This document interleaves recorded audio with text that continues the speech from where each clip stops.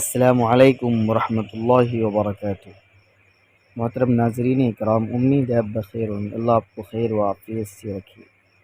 ناظرین، آج ہم بات کریں گے سحری کے وقت اور سحری کے کھانے میں کتنی برکت ہے۔ اللہ کے نبی صلی اللہ علیہ وسلم نے سحری کھانے میں کتنی تاکید فرمائی ہے اور سحری کی اہمیت بتلائی ہے۔ اور سحری یہ رمضان مبارک کا ایک عظیم عمل ہے، بہت بڑا عمل ہے۔ اس لیے اللہ نے سحری کے وقت میں اور سحری کے کھانے میں برکت رکھی۔ اللہ کے نبی صلی اللہ علیہ وسلم نے دعا مانگی ہے، اللہم بارک لی امتی فی بکورہا، اے اللہ میرے امت کے لیے صبح کے اٹھنے میں برکت عطا فرما۔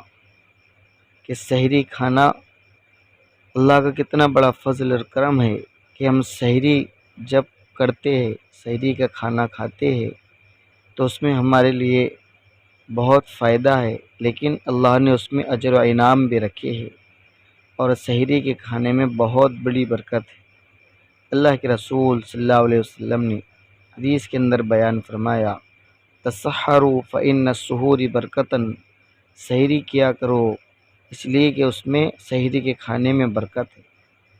اللہ کے رسول صلی اللہ علیہ وسلم فرمایا، روزے دار کو چاہیے کہ وہ سحری کیا کرے، اگرچہ پانی پینے ہی کی صورت میں، پانی کے ایک ہی گھٹ کی صورت میں۔ اور فرمایا کہ سب سے بہترین سحری وہ کھجور والی ہے۔ جس طرح ہم افطار میں کھجور کھاتے ہیں، ایسی ہی رسول اللہ صلی اللہ علیہ وسلم نے فرمایا کہ بہترین سحری کھجور والی ہے۔ سحری میں بھی چند دانے کھجور کے ہمیں کھانا چاہیے، اس لیے سحری کے بغیر روزہ نہ رکھنا چاہیے۔ اللہ کے نبی نے سحری کھانے کی بہت فضیلت بیان کی ہے اور تاکید بھی کی۔